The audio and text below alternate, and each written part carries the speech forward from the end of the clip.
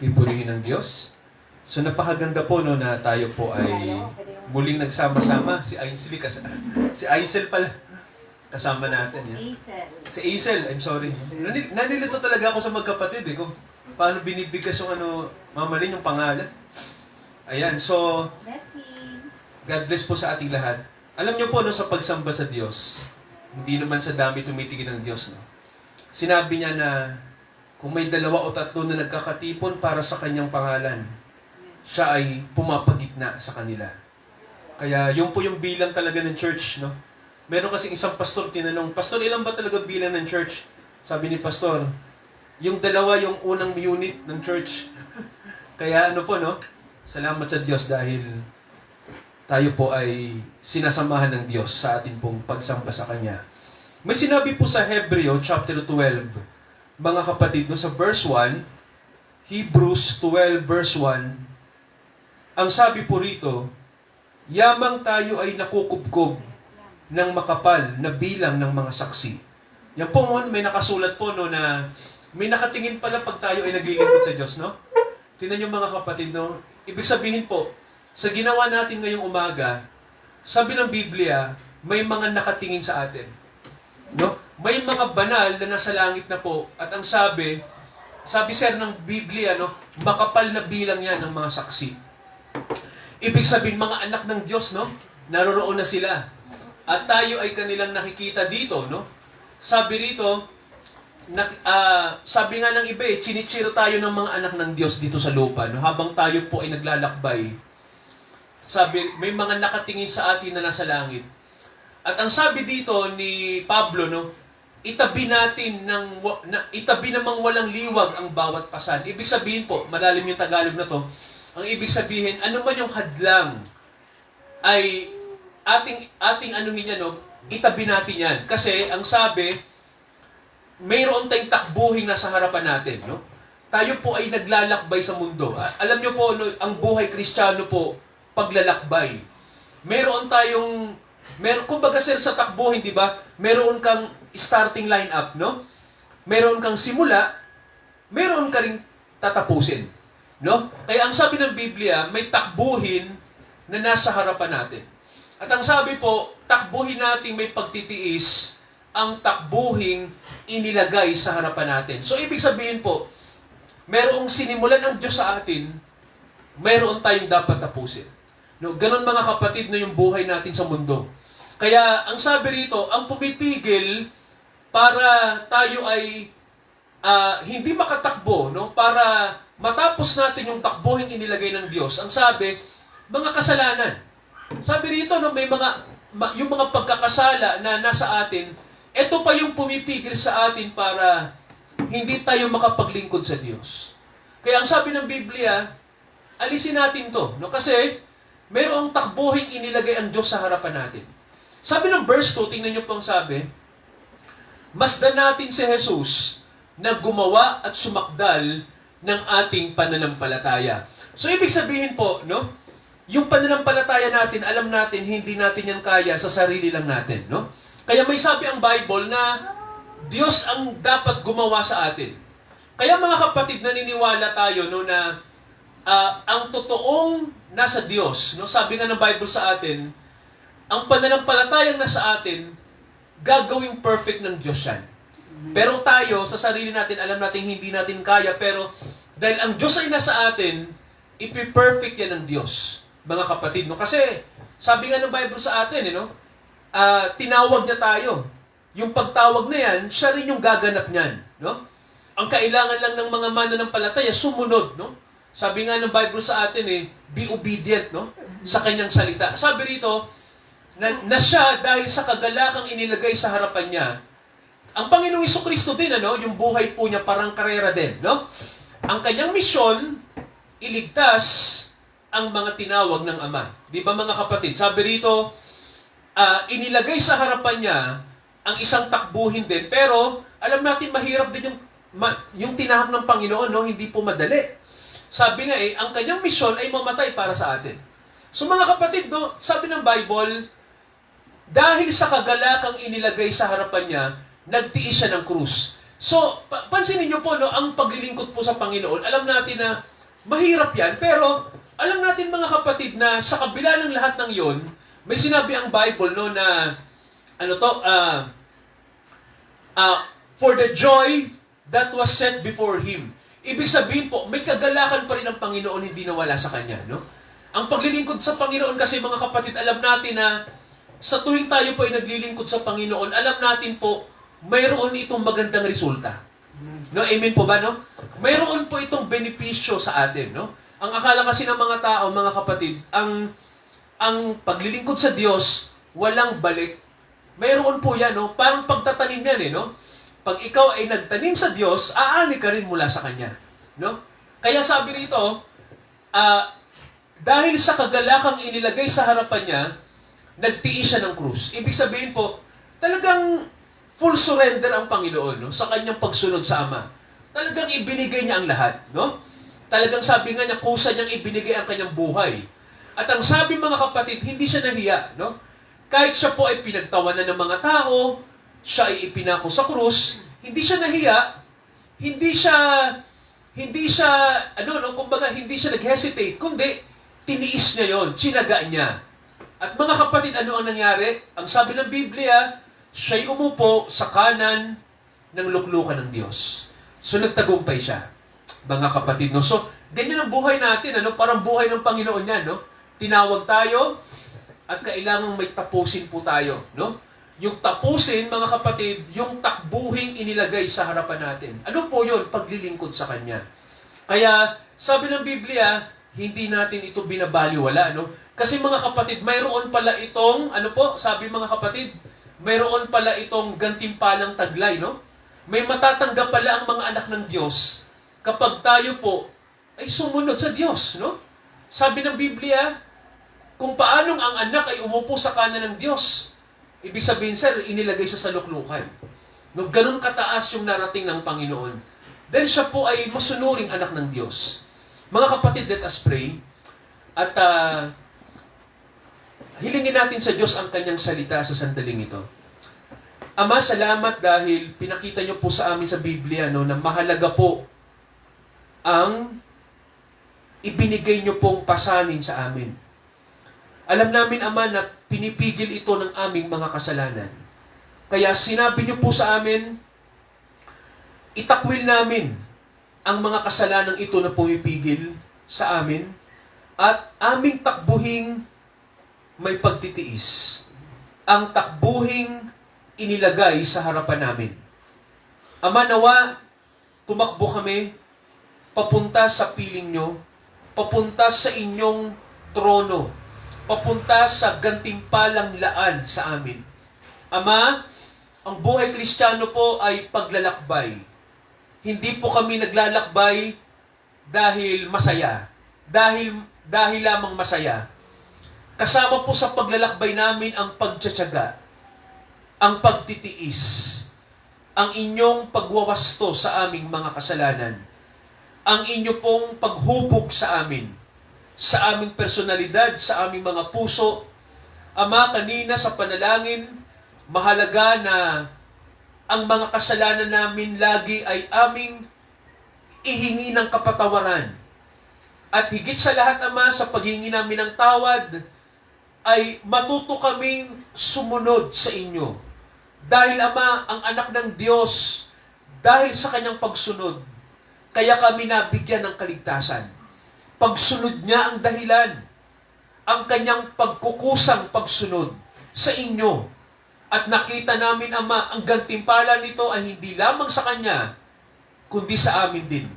Nawa, Ama, kung nais po namin na may mga mahaligtas sa aming mga mahal sa buhay, may mga makinabang ng buhay na walang hanggan, Ama, turuan niyo kami na sumunod sa inyo, na kami ay sumunod sa kalooban niyo. Sumunod kami sa inyong salita. Hayaan namin ang inyong espiritu ang maghari sa amin, ang manguna sa amin. Dahil, Ama, ito ang susi ng tagumpay. Nandito po ang susi para ang tao ay danasin niya dito sa mundo ang kapayapaan, ang kagalakan tulad ng naranasan ng Panginoon nang siya'y nasa lupa. Bagamat nagtiis siya, pero may kagalakan sa kanyang puso. Sapagkat alam niya sa kanyang sarili na kayo ay nasa Kanya. At kailanman hindi niyo siya iiwan, Ama. Kami din. Sabi niyo po sa amin, hindi niyo kami iiwan ni pababayaan man. Sinabi din ng Panginoong Jesucristo sa amin, lagi niyo kaming sasamahan hanggang sa mga huling araw na ito. Kaya Ama, samahan niyo kami sandali sa sandaling ito. At nawa po, bigyan niyo kami ng salita na magbibigay sa amin ng karunungan, Ama. Ito ang aming panalangin sa pangalan po ng aming Panginoong Jesucristo. Amen. Mateo 12 po, ay Mateo 25, mga kapatid, buksan lang po natin.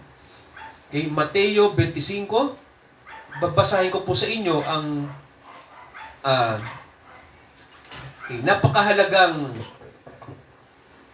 mga talatang ito sa Mateo 25 mula verse 1. Mga kapatid, okay, pakinggan po natin. Basahin ko mahal dito sa sa King James na bago.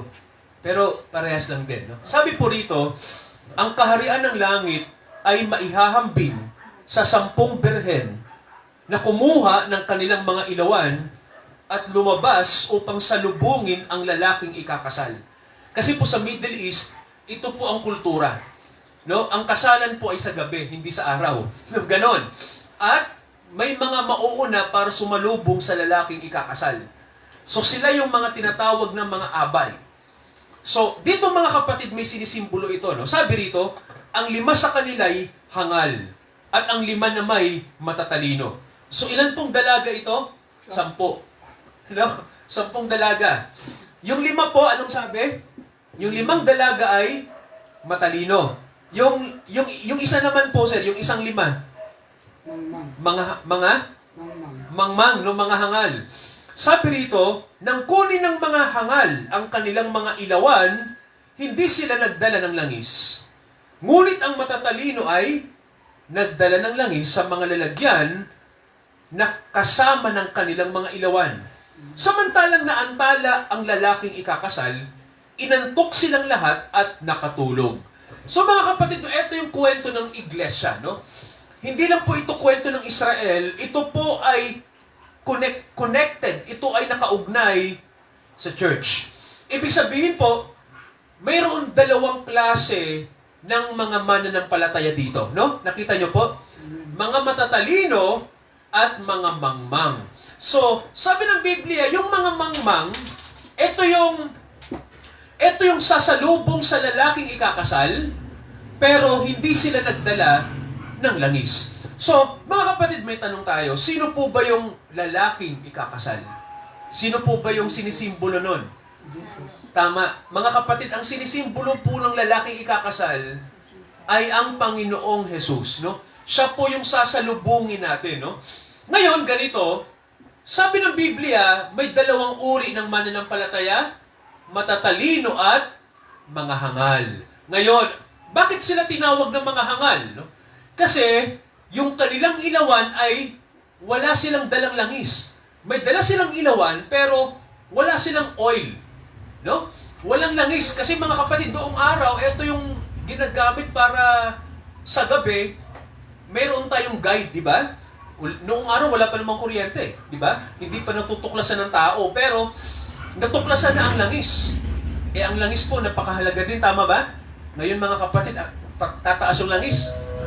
Mamali, no? Yung gasolina na 55 lang, 53, baka pumalo sa 10 piso. Sir, yung idadagdag. Hindi, 20. Ano daw? 20 na ba, Mamalin? Mayroon na nga daw kagabi nagpakarga, 70 plus na yung isang litro ng ano. 70 plus? Grabe. Tapos yung iba, dadala na lang ng galon. Ano na, Para itabi na lang nila. ano na yan, yung, parang ano na yan, no? Yung, anong tawag doon? Yung pananamantala na yan?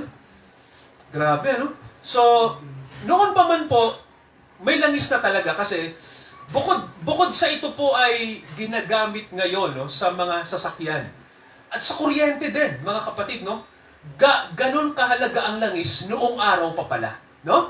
natuklasan na ito sa gitnang silangan noong araw. Kaya, ang problema po, yung matatalino, wala silang baong langis. Ngayon po, ang sabi ng Biblia, nagtagal ang lalaking ikakasal. Ibig sabihin po, nang magtagal ng hinintay nila, siguro mayroong oras na ang akala nila yun yung oras, hindi pa pala. So sabi ng Biblia, naantala ng pagdating yung lalaking ikakasal. So ganun din mga kapatid sa panahon natin, di ba? Hinihintay nating dumating si Yesu Cristo, sir, di ba? Nag-aabang tayo, pero sabi ng iba, bakit ang tagal? Di ba? Nasaan si Jesus? Akala ko mababalik siya. Kaya mga kapatid ang sabi, silang lahat ay nakatulog. So ibig sabihin po, darating ang panahon, mga kapatid, no? Matutulog tayo. No, ibig sabihin, hindi na natin siya nahintay, kailangan na nating matulog. Ibig sabihin po, yung salita kasing tulog, di ba? Darating yung panahon, sir, parang mamamatay eh. Parang mamamatay yung ano mo, yung, hindi ba may inaasahan ka na hindi nangyari? So parang nawala na yon, no? Kaya may panahon, mga kapatid, nananamlay ang tao, no? Nananamlay ang pananampalataya, nananamlay ang pagsunod sa Diyos. Ngayon, mga kapatid, no? May panahon na ganyan, no? Nakakatulog tayo sa pananampalataya. Ngayon, mahal, anong kasunod? Mga kapatid, hindi po ibig sabihin pagtulog na o patay na ang faith, wala na. Di ba may mga tao nagsasabi na, Pastor, wala nang pag-asa yan. Bakit? Patay na ang faith niyan. Patay na, bumalik na sa mundo. Wala nang pag-asa yan. Mga kapatid, no? Alam niyo po, kapag dumating yung paggising ng Diyos, gigising yan. No? Tandaan natin, kahit patay ang pananampalataya, sir, no? Pag ginusto ng Diyos na buhayin yung pananampalataya ng taong yan, magagawa niya. Naniniwala po tayo, di ba? Naniniwala po ba tayo, mga kapatid, na kayang buhayin ng Diyos ang isang patay? Kaya po, no? Pag ginusto ng Diyos, kaya niyang buhayin yan. Kaya sabi rito, nang maghahating gabi na, may sumigaw. At ano ang sinigaw? Tingnan niyo po. Narito na ang kasintahang lalaki. Ibig sabihin po, darating ang panahon, mga kapatid, no, pag nakatulog na ang mga church, no, na ang inaasikaso na lang yung mga bagay ng mundo, di ba? Wala na tayong paki sa prayer, hindi na tayo nananalangin, hindi na tayo nakikinig ng Bible, puro na lang tayo mundo, natulog na tayo sa pananampalataya, biglang may maririnig tayong tinig. Kailangan tayong magising. No, mga kapatid, sabi rito, nandito na ang Panginoong Jesucristo, ibig sabihin po, paparating na siya. Kaya anong sabi? Lumabas kayo at salubungin siya. Ibig sabihin, kailangan, pag narinig natin yung tinig ng banal na Espiritu, kailangan nating gumising. Kailangan, mga kapatid, no? Kung saan pwesto tayo nakatulog, doon tayo bumangon. Kapag narinig na natin yung tinig ng banal na Espiritu. Kaya, mga kapatid, hindi pwedeng manatili tayong tulog. Kailangan nating magising. And then, anong sabi ng Biblia? Sila'y nagsipagbangong lahat. Tama po ba, mga kapatid, no? Lahat sila, yung 10 dalaga, sir. At inayos nila yung kanilang ilawan. Kasi, mga kapatid, ang papasok lang sa kasalan kapag yung ilawan mo ay nananatili. Ibig sabihin po, ang ilawan lang naman nananatili lang yan kapag puno ang iyong lampara ng langis. No? Ganun lang po yun. May tanong tayo, ano pa bang simbolo ng langis? Mga kapatid, no, sa Bible, pag sinabi pong langis, ano po bang kahulugan? Mga kapatid, no, gusto niyo pong basahin natin ang unang Samuel? Okay, basahin natin yung ano, no, yung Samuel. Okay, tingnan natin yung ano, no, yung nangyari kay David nang siya ay bigyan ng langis, di ba? Naalala niyo po? Okay, ito, no, tingnan natin yung nangyari, no, sa unang Samuel. Okay, basahin natin yung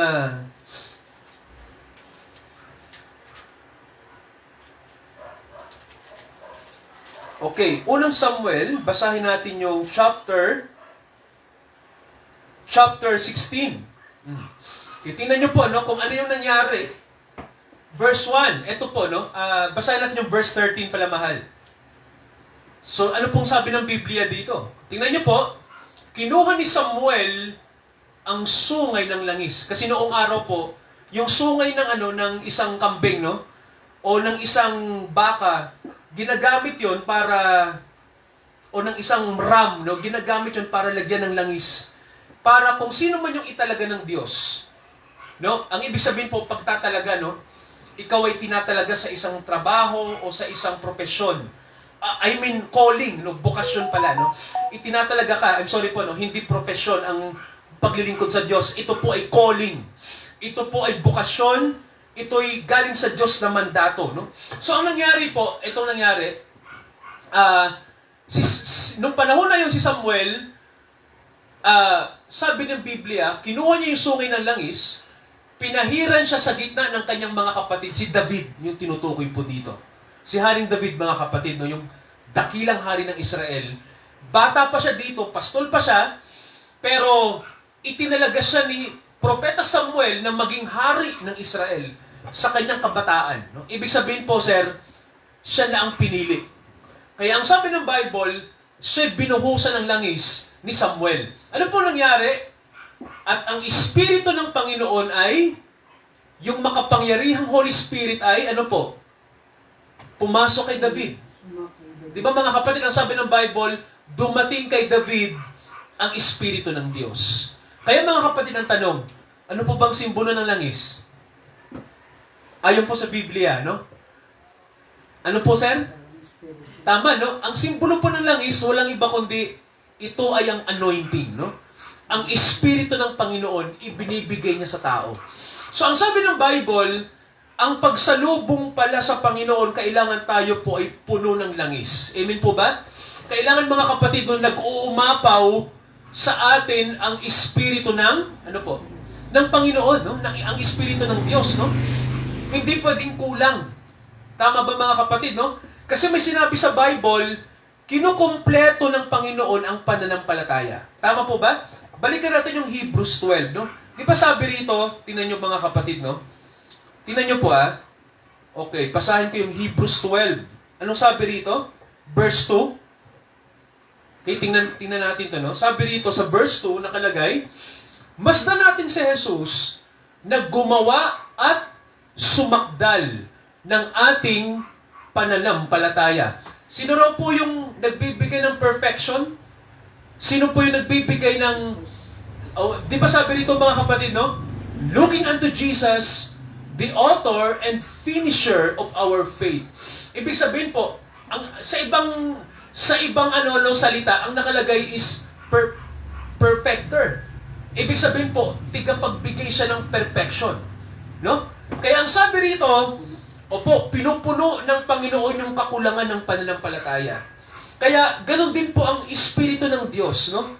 Kapag ang Espiritu po ng Diyos ay nasa atin, sabi ng Biblia, kailangan ito ay puno, no? Di ba, sir? Kailangan marami, no? Na nasa atin.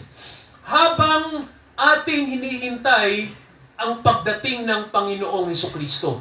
Hindi po pwede mga kapatid na wala tayong baong langis. Amen po ba? Kailangan po may baon tayo. No? Ibig sabihin po, kailangan ang Espiritu ng Diyos na sa atin. No? Yung sinasabing hindi lang kaloob, kundi yung kanyang karunungan. Ganyan po, no? Yung kapangyarihan niya. Di ba sir, kanina may nakalagay? Kapangyarihan ng Diyos eh. Di ba? So, ang Espiritu ng Diyos, mga kapatid, sabi ng Bible sa atin, mahalaga na nasa atin yan. Kasi po, ito yung nagbibigay sa atin ng karunungan, nagbibigay sa atin ng magandang ugali, nagbibigay sa atin ng kasipagan. Ganun po, no? Katiyagaan. Ang Espiritu kasi ng Diyos, tinutulungan yan tayo, no? Ginagabayan tayo niyan. Kaya kailangan, sir, sinusunod natin ang Espiritu ng Diyos, eh. Amen po ba? No? Kailangan sundin natin siya kasi, mga kapatid, siya ang gabay natin. Pag tayo po ay tumanggap kay Jesus bilang ating Panginoon at tagapagligtas, ang ibinibigay ng Diyos sa isang tao na born again, kaya nga siya na born again, di ba? Born in the Spirit. Ang isang tao po, kaya natin sinabing born again kasi pinanganak ka sa Espiritu. Ibig sabihin po, ang Espiritu ng Diyos, inilagay niya sa'yo. So mga kapatid, ang Espiritu na ito, tulad din ng tubig, ito po ay tuloy-tuloy na ibinibigay, ibinubuhos, hanggang sa tayo po'y mapuno. Kaya sabi ng Bible, tingnan nyo mga kapatid, no?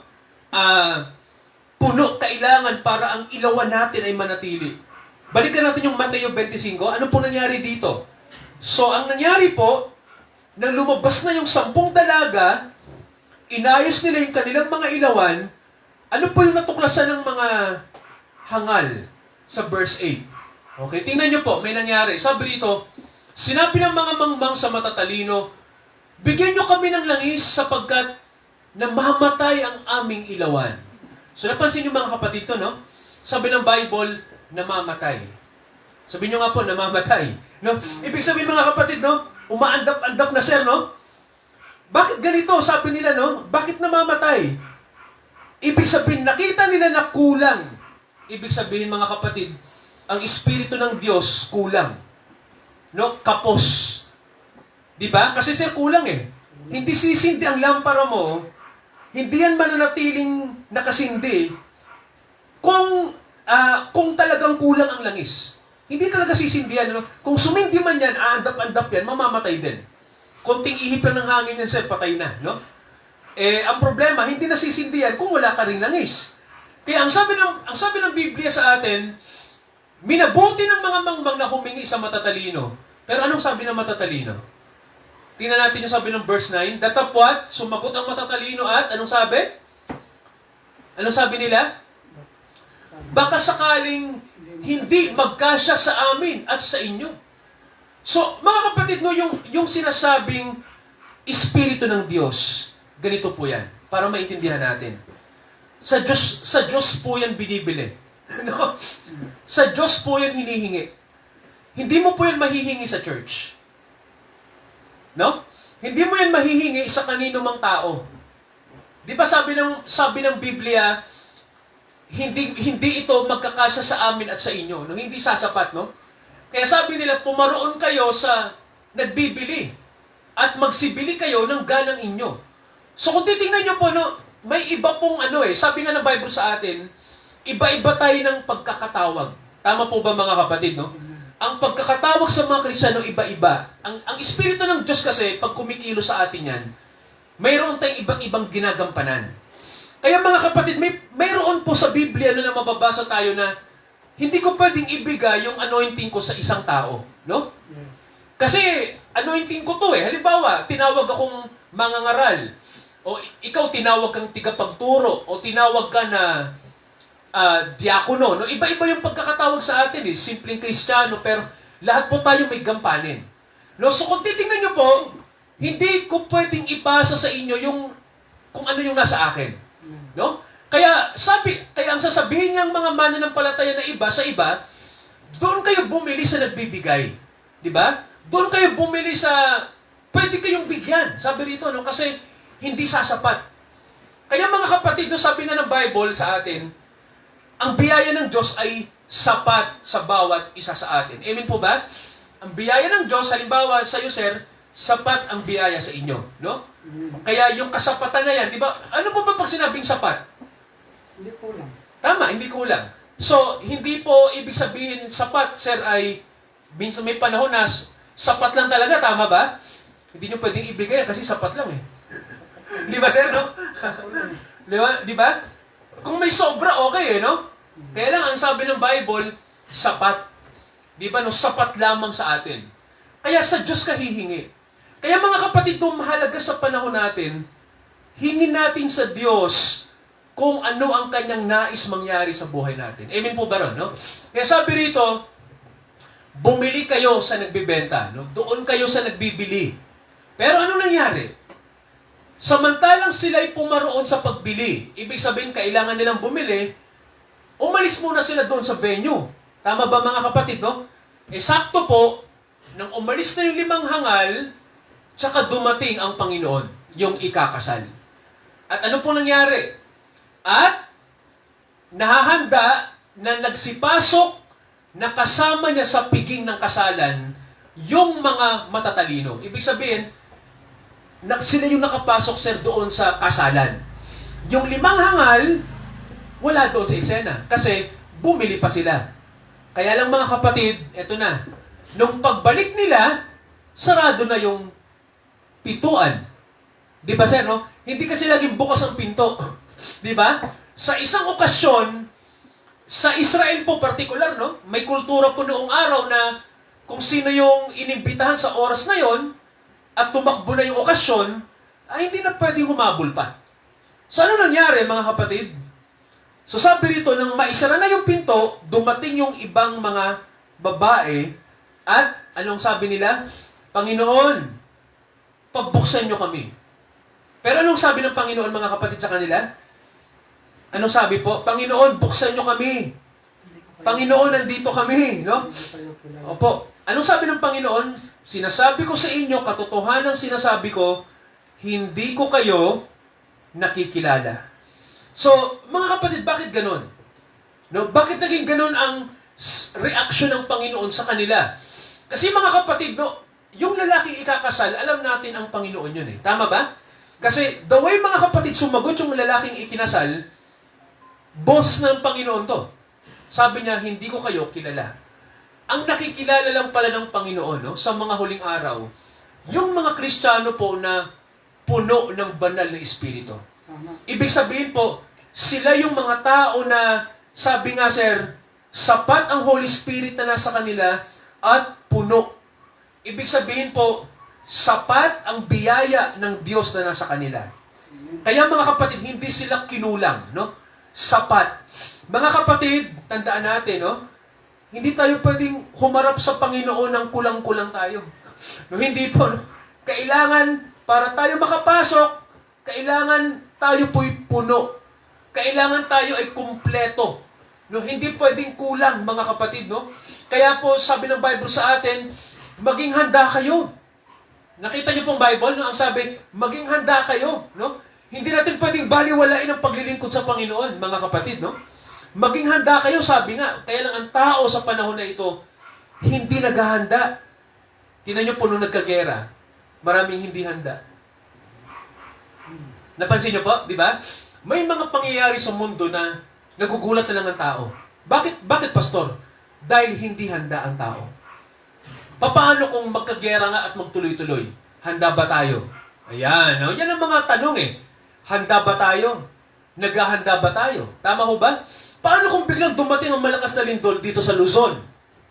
Handa ba tayo? Diba? So mga kapatid, paghahanda, kailangan yan sa mga Kristiyano. Lalo na po, yung pagdating ng Panginoon. Handa ba ang mga Kristiyano dyan? Kasi hindi makakapasok, no? Sa kaharian ng Panginoon, yung mga kulang ang banal na Espiritong nasa kanila. Ang sabi ng Bible, ang hinihingi ng Panginoon puno. Kaya may sabi sa Bible kanina, no, kung babalikan natin, sabi sir, no? Anong sabi? Siya ang author at finisher. Ibig sabihin, siya ang nagkaloob, siya din ang magpupuno nito. Kaya may tanong, bakit pastor ang ibang Kristiyano hindi napupuno? Eto, mayroong sagot ang Biblia dyan. No? Basahin natin, mahal, eto nga, tingnan natin yung Thessalonica. Bakit ba hindi napupuno ang langis ng iba? No? Ay yung sinasabing gabay ng Holy Spirit sa isang tao. Bakit ba nangyayari yun? So basahin natin yung unang Thessalonica. Basahin natin yung chapter 5. Okay, eto mga kapatid, yung mga dahilan kung bakit, no? Tingnan nyo po ito, no? Chapter 5. Okay? Basahin natin yung verse 15. Okay. Tingnan nyo po, ito yung mga instruction ng Panginoon, ano? Kung bakit mahalaga na hindi mamatay yung gabay ng Holy Spirit sa atin. Sabi rito, huwag gumanti ang sino man sa inyo ng masama sa masama. Ibig sabihin po, kailangan pala, lagi nating susundin yung mabuti. Amen po ba? Kung ano yung mabuti na gusto ng Diyos, yun yung gagawin natin. Amen po ba mga kapatid? No? So, ito yung gusto ng Panginoon. Ikalawa, tinan niyo pong sabi, maggalak kayong lagi. Ibig sabihin, kailangan pala, sa pagsunod kay Lord, no? Ano man yung mangyari, masaya tayo kasi alam natin, kasama natin ang Panginoon eh. Di ba? At siya ang nakakaalam ng mabuti para sa atin, no? So, the more mga kapatid, kahit tayo ay nasa Panginoon, the more na may kagalakan sa loob natin. Ano man ang sitwasyon natin. At ito pa po ang mahalaga. Sabi rito sa pangatlong bagay, pananalangin ng walang patid. Amen po ba? So alam niyo po, ito ang susi, mga kapatid, para ang Diyos ay kumilos sa buhay natin. Ano? Prayer. Amen po ba? Dapat nananalangin talaga pala tayo palagi. No? Pag bago ka matulog, mag-pray ka. No? Pagising mo sa umaga, mag-pray ka. Pastor, ano ba ipag-pray? Marami pong dapat ipag-pray. May problema ang bansa, may problema ang mundo, may problema rin tayong personal. Mga kapatid, marami pala tayong dapat ipanalangin. Kaya, ang panalangin po, walang patid din. Kasi walang patid yung problema eh. Tama ba? Kaya, the more mga kapatid, sabihin mo sa Diyos. Kasi, naniniwala ang mga Kristiyano na Diyos ang kikilos kapag tayo po ay taus-pusong nananalangin. Kaya mga kapatid, huwag tayong tumigil sa panalangin. Tama ba? At ang sabi ng Bible, tingnan nyo po, ay ito yung magandang instruction. Sa lahat ng bagay, magpasalamat tayo. Amen po ba? Ito ang kalooban ng Diyos para sa atin. Tingnan nyo mga kapatid, no? Kalooban niya pala yan, pagpapasalamat. So, pag sinabi mong pasasalamat, mga kapatid, no, sinusuklian natin ang paglilingkod, yung mabubuting bagay na galing sa Kanya. Tingnan nyo po yung sumunod na mga utos. Tingnan nyo, ano sabi po? Huwag ninyong patayin ang ningas ng Espiritu. Ibig sabihin po, hindi natin pala pwedeng patayin kapag ang Espiritu ng Diyos nasa atin. No? Hindi pala, sir, utos pala yan tama ba? Na dapat sundin, huwag niyong patayin ang ningas ng Espiritu. Yan pala yun, utos pala yan na dapat sundin. Maraming Kristiyano hindi yan ginagawa. Kaya mga kapatid, isa pa, sabi rito, huwag niyong hamakin ang panghuhula. Kasi mga kapatid, ang mga Kristiyano nabubuhay sa kung ano yung gustong sabihin ng Holy Spirit na mga prophecy, yung mga darating na mga bagay sa mundo, mangyayari po yan. Huwag nating hamakin yan. At anong sabi? Lahat ng bagay ay inyong subukin, ingatan ninyo ang mabuti. Kaya mga kapatid, marami pa po, para manatili ang kapunuan ng Espiritu sa atin, ito yung mga instruction na ibinibigay ng Diyos sa atin. So mga kapatid, sa tanghaling ito, manalangin tayo. At ako po naniniwala sa panahong ito na ang mga tao po ay, ang tingin nila ay nag-aalala ang marami dahil biglaan ang mga bagay na nangyayari sa mundo. Pero mga kapatid, alam natin na Diyos po ang may hawak nito. Umasa tayo sa Kanya. Sabi nga ng Biblia sa atin, manalangin tayong walang patid, iasa natin sa Kanya ang ating mga buhay, maglingkod tayo ng tapat. Sabi nga ng Bible, di ba? Sabi po rito, sabi nga po ay, sa lahat ng bagay, magpasalamat kayo. Yan po yung pagpapasalamat natin sa Diyos to serve Him. Let us pray, mga kapatid, manalangin tayo. Dakilang Ama, ngayon pong hapon, salamat po. Mahalaga po itong nabasa namin sa Biblia na paglilingkod sa inyo. Na kung saan naman, ito yung paglilingkod na ang nais po ninyo ay puno kami ng karunungan mula sa inyo. Puno kami ng gabay. Puno kami ng kaalaman. Puno kami ng inyong salita. Puno kami ng kapangyarihan ng inyong Espiritu. Totoo, Ama, marami kaming pagkukulang sa inyo. Marami kaming kasalanang nasasabi, nagagawa, at nasa puso namin. Marami kaming ginagawang hindi tama sa inyo. Alam niyo po ito, Ama, dahil nababasa niyo ang aming mga puso. Gayunpaman, Ama, tinuturuan niyo kami na kami ay magbalik loob sa inyo. Na kami ay mamuhay ng may pagsisising puso. Matuto kaming isuko sa kalooban niyo ang aming kalooban. Na hindi maghari sa amin ang aming mga sarili, kundi ang Espiritu niyo na ang maghari sa amin. Ama, dito lang kami mapupuno. Dito niyo lang kami gagamitin upang maging daluyan ng inyong biyaya. Ama, sa araw na ito, ang aming panalangin, ang aming mga kapatid na nandito po, hindi kami lalabas ng bahay-sambahang ito na hindi nyo kami ginagabayan at pinagpapala. Gayunpaman, Ama, nawa po panalangin namin, ang inyong biyaya po, ibigay nyo po ang kasapatan sa amin. Ang biyaya ng inyong Espiritu. Nawa tulad ng mga babaeng matatalino, Ama, ito'y sumasagisag ng mga iglesyang pinuno nyo ng inyong karunungan, pinuno ng inyong espiritong makalangit. Kaya sila'y nakalakad, dala-dala nila ang ilawan ng mabuting balita. Ama, ganun din kami. Tinawag nyo kami hindi para magkulang. Tinawag nyo kami upang maging puno sa inyo. Ama, sundin namin kayo.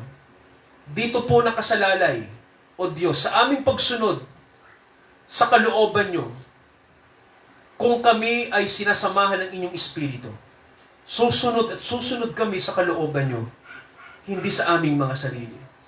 Ama, i-bless yung araw na ito, pangunahan nyo kami, gabayan nyo kami. Ito ang aming panalangin, sa pangalan po ng aming Panginoong Hesukristo, lahat po tayo magsabi ng Amen.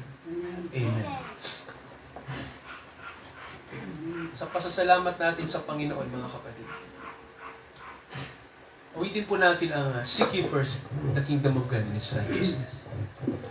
Seek ye first the kingdom of God and His righteousness, and all these things shall be added unto you. Hallelujah, hallelujah,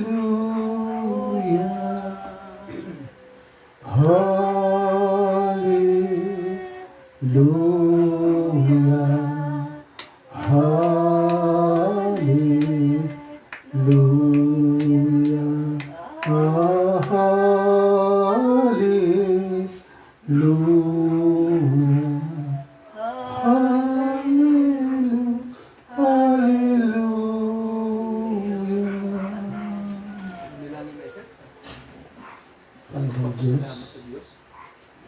Maraming salamat, Ama, sa salita na ibinigay niyo po sa amin ngayong umaga na ito.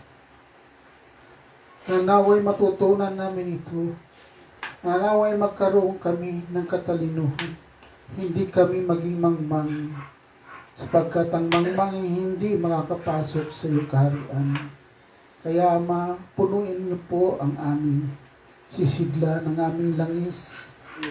Paapawin niyo po, Ama, ang langis na ito, sapagkat ito ang importante, na kami ay pagkalooban mo ng iyong banal na Espiritu, na siyang nagdidikta, nagbibigay kaligayahan sa amin.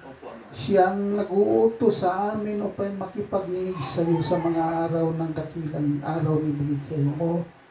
Ama, naway magkalooban mo rin ang aming mga kapatid na wala pa nito, Ama. Punuin niyo rin po sila upang sila ay manatili sa harapan mo, Ama. Kaya, Ama, dinadalangin namin ang lahat ng ito nang magkaroon kami. At Ama, maraming salamat din po, Ama. Narito ang aming mga handog, Ama. Naway maging siksik at liglig. Punuin niyo po ito, Ama. Na ito'y makatulong sa ay anyaya ng mga kaluluwa, Ama. Tulungan niyo po ang aming pastor at ang aming pastora na siyang gumagabay, silang nangunguna sapagkat binigay mo sila na ito ay makaaya ng mga kaluluwa na nangangailangan ng kaligtasan, Ama. Hindi lang din sa kanila lang, Ama. Gamitin niyo rin kami mga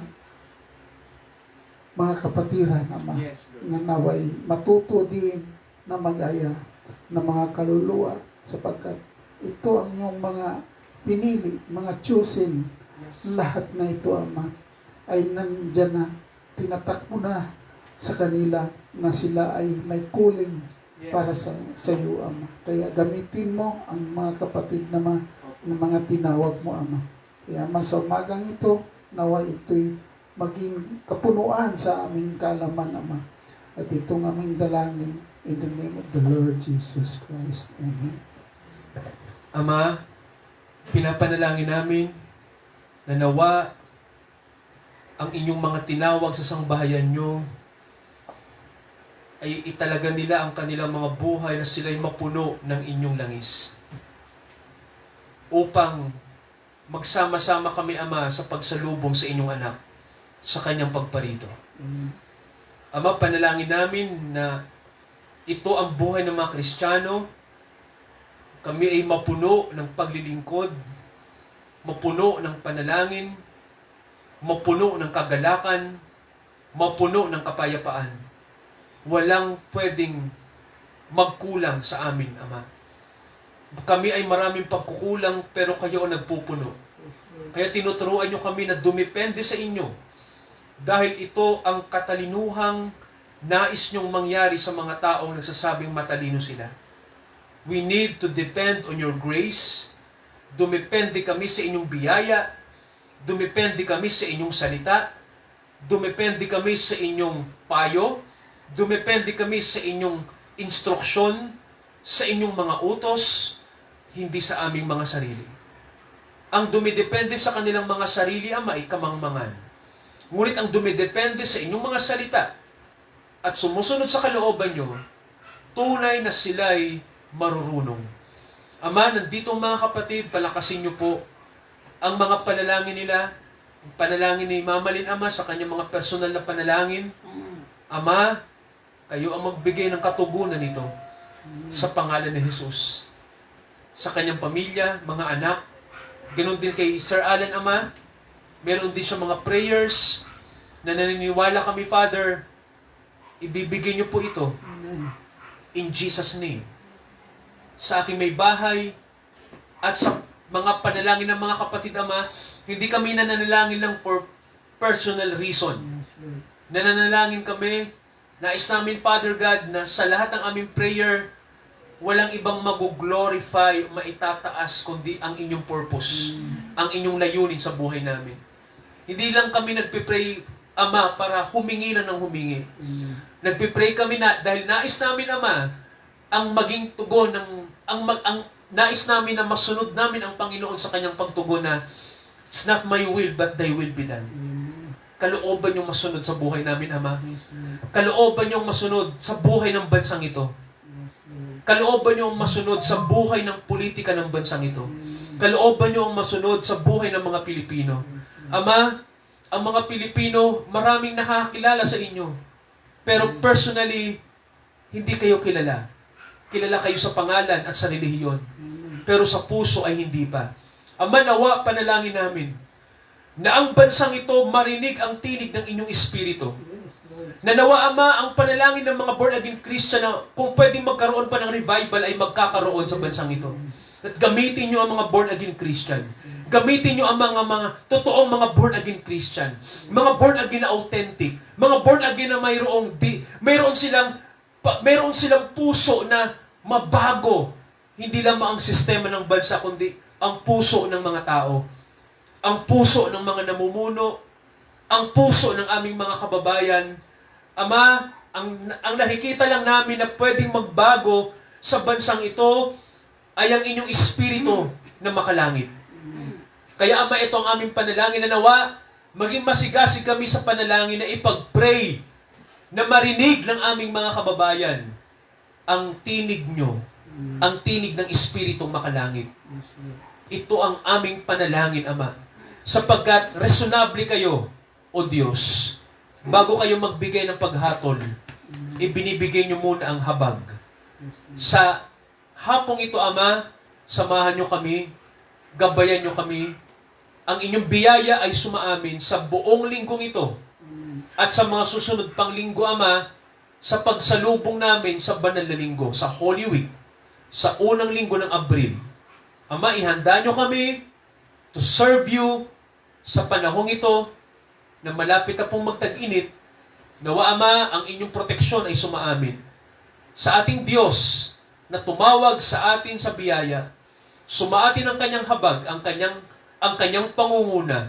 Ngayon hanggang sa muling pagdating ng lalaking ikakasal, ang Panginoong Hesukristo, sa pagsalubong natin sa Kanya, masumpungan niya tayo na puno ng banal na Espiritu. Sa pangalan ni Jesus, Amen, Amen, at Amen. Amen. Amen. Amen.